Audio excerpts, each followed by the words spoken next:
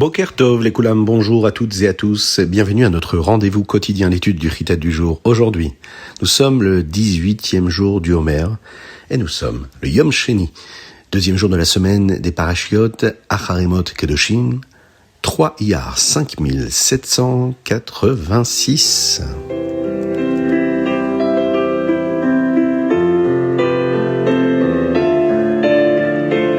Le mois d'Iyar possède de nombreuses caractéristiques spéciales. Et voici 3 d'entre elles que l'on retrouve souvent dans les discours et les lettres du Rabbi de Lubavitch pour ce mois. Une mitzvah quotidienne.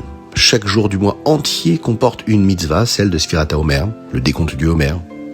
C'est aussi le mois qui est appelé le mois de la lumière, Chodesh Ziv. Ce mois est aussi appelé ainsi parce que les Avot, les patriarches qui ont illuminé le monde sont nés en Nissan. Leur premier mois complet de vie fut donc Iyar. Et le mois de Iyar est également l'acronyme des noms des Avot et de Rachel Imenu. Le Aleph de Iyar pour Avraham, le premier Yud de Iyar pour Yitzhak, le deuxième Yud pour Yaakov et enfin le Resh de Iyar pour Rachel Imenu. Nous devons utiliser les forces spéciales, les kochot du mois de Iyar pour rendre le monde encore plus brillant, comme les Avot, comme nos patriarches l'ont fait. Enfin, la guérison. Le mois de Iyar est l'acronyme des Raché Tevot, du verset Ani Hashem Rofecha. Je suis l'Éternel qui te guérit. Ce verset parle des maladies d'Égypte, montrant que l'une des façons dont Akadosh Baruch Hu nous guérit est de ne pas nous laisser tomber malades du tout. Chas v'shalom, et dans ses lettres. Le Rabbi de Lubavitch précise que ce mois est un moment privilégié pour la bonne santé. On dédicace donc ce Chitat aujourd'hui à tous les malades du Ham Israël qu'Akadosh Baruch Hu leur envoie la guérison totale et complète. Parmi eux, Avraham Nissim Ben Sultana et David Ben Sultana. Envoyez-nous vos dédicaces sur le WhatsApp du plus 33 6 21 37 24 52. Vous pouvez vous abonner et prendre part à la diffusion du Chitat et recevoir toutes les bénédictions pour cela. Nous commençons avec notre Chumash. Et aujourd'hui, nous terminons l'apprentissage de la Avoda de Yom Kippour dans le Mishkan et plus tard dans le Beth Amikdash. Nous apprenons aussi comment le Ham Israël doit observer Yom Kippour chaque année. Vêtu de ses vêtements habituels, ceux qu'il porte toute l'année, le Kohen Gadol brûle les graisses des korbanot sur le Mizbeach. Les autres parties de l'animal sont transportées hors de Yerushalayim par un simple prêtre et y sont brûlées. Le Kohen Gadol revêt ensuite à nouveau les vêtements spéciaux en lin de Yom Kippour pour sortir la pelle et la cuillère à encens, les ktorettes, du Kodesh HaKodashim. Une fois cela fait, il doit s'immerger au mikvé, remettre ses vêtements habituels de Kohen Gadol et terminer la avoda de la journée. Les korbanot restants, le sacrifice perpétuel qu'on appelle le korban tamid, l'encens et l'allumage de la menorah. Enfin, le service, la avoda du Yom Kippour, est terminé. Il remet ses vêtements civils et rentre chez lui. Le Kohen qui brûle les restes des korbanot hors de Yerushalayim, ainsi que celui qui a conduit ce qu'on appelle le bouc à Azazel, doivent s'immerger au mikvé et y tremper leurs vêtements avant de revenir. La Torah nous dit comment célébrer ce jour chaque année, même sans le Beth Amikdash. Nous pratiquons également ce que nous appelons les inouïm, c'est-à-dire les afflictions, s'abstenir de manger, de porter des chaussures en cuir, etc. Nous ne faisons aucun travail le jour de Kippour. C'est un jour spécial où Akadosh Baruch Hu nous pardonne nos averot. Auparavant, le Ham Israël pouvait offrir des korbanot où il le souhaitait, sur des autels privés, sur des misbéach qui n'étaient pas particulièrement à Yerushalayim. Désormais, la mitzvah stipule que les korbanot ne peuvent être offerts que dans le Mishkan ou le Beit Amikdash. Cela protège le Ham Israël de l'idolâtrie, de la Avodah Zara et de rester toujours fidèle aux lois de la Torah.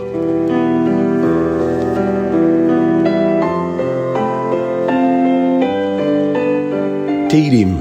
Aujourd'hui, nous sommes le Gimel du mois de Iyar et nous lisons du chapitre 18 au chapitre 22, du chapitre Yutret au chapitre Chafbet. Et dans le Teilim d'aujourd'hui, nous trouvons ce magnifique verset. Hashamayim mesaprim kevotkel. Les cieux racontent la gloire d'Akadosh Baruch Hu. David Melech nous enseigne qu'en observant le monde, nous voyons la grandeur d'Akadosh Baruch Hu, ce qui nous pousse à le louer. C'est un concept du Tanya. Regarder le monde aide à acquérir la Hirat Shamayim, la crainte de Dieu, en se rappelant qu'Akadosh Baruch Hu est caché derrière toutes ces merveilles.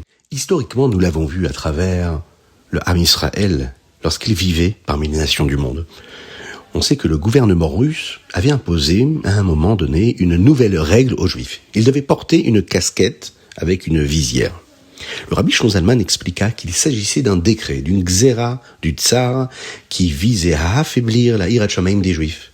En effet, regarder le ciel aide un Juif à penser à Akadosh Baruch Hu. Et la visière de cette casquette empêchait de voir facilement le ciel.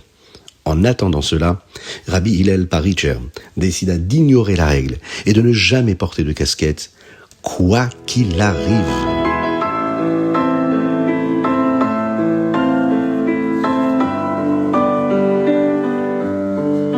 Tania, l'écoutez à Marim, chapitre 44. Hier, nous avons vu qu'était l'amour où l'on ressent qu'Akadosh Baruch Hu est notre vitalité. Aujourd'hui, nous apprenons un amour encore beaucoup plus grand.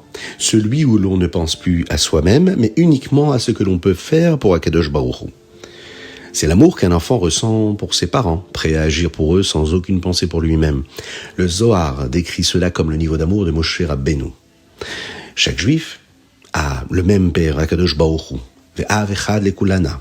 À travers le tzaddik, le rabbi, qui est lui le Moshe Rabbeinu de chaque génération, nous recevons la force de goûter à cette connexion avec Akadosh Baruch Hu.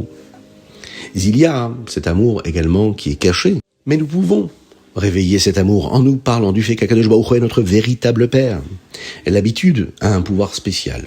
En prenant l'habitude de méditer, de réfléchir, de contempler la grandeur de Dieu, cela fait naître un amour, et cet amour-là finit par faire partie intégrante de nous. Un petit rappel, et on se souvient toujours de l'amour que nous avons pour Akadosh Baruch Hu à travers nos actes, à travers nos pensées, et à travers nos paroles.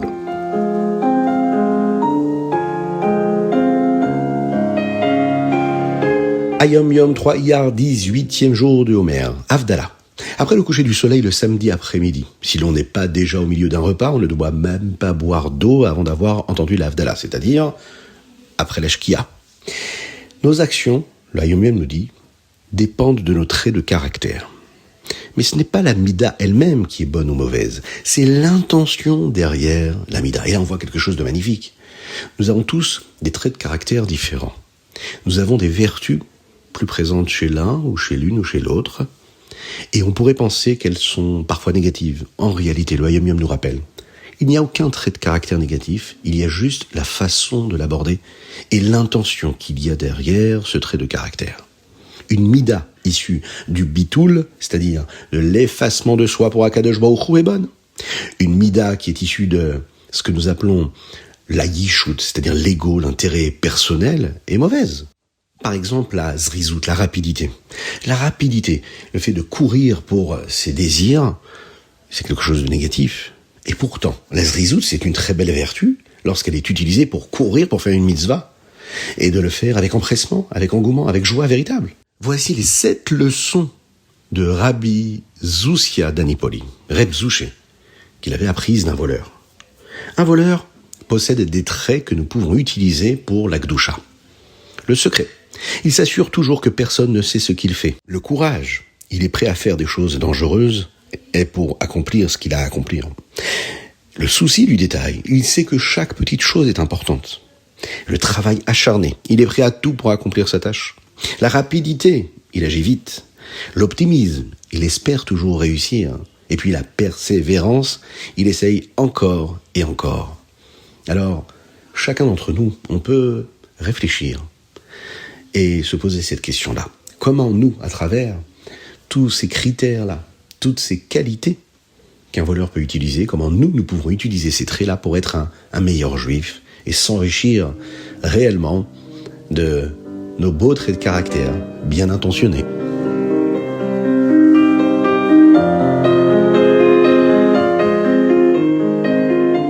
Rambam, aujourd'hui Hilchot Ishut, les chapitres 23, 24 et 25. Et dans ces 3 derniers chapitres de Hilchot Ishut, nous apprenons les lois de la sota. Une femme qui ne se comporte peut-être pas comme elle devrait, lorsqu'il lui demande de ne pas s'isoler avec une certaine personne, elle doit boire ce que nous appelons des eaux amères qui servent de test. Les détails seront vus plus tard dans Hilchot Sota. Il y a une très belle leçon que nous pouvons prendre de cela. Le Ham Israël est comparé à l'épouse d'Akadosh Baruch Hu. Hachem nous a donné des mitzvot. Il ne veut pas que nous agissions autrement. Et nous devons rester fidèles à la Torah et aux mitzvot pour recevoir toutes les bénédictions d'Akadosh Baruch Hu à l'infini.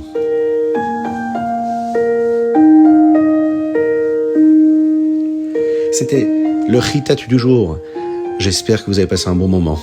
Je vous invite à le partager avec le plus grand nombre, afin que nous soyons encore et toujours plus à étudier le Chitat. Qu'Akadosh Baruch Hu bénisse l'âme Israël, qu'il le protège, qu'il inonde de bénédictions, de grâce, de miséricorde, de bonté, de richesse matérielle et spirituelle. Qu'Hachem nous apporte la Géoula et qu'il nous envoie le Mashiach Tzidkenu, et que chacun d'entre nous puissions sortir de nos limites, de nos barrières, de nos chaînes. Après ce mois de Nissan, nous sommes dans le mois de Iyar, qui nous amène également la Géoula et la guérison au monde entier. Envoyez-nous vos dédicaces, plus 33 6 21 37 24 52. À très bientôt.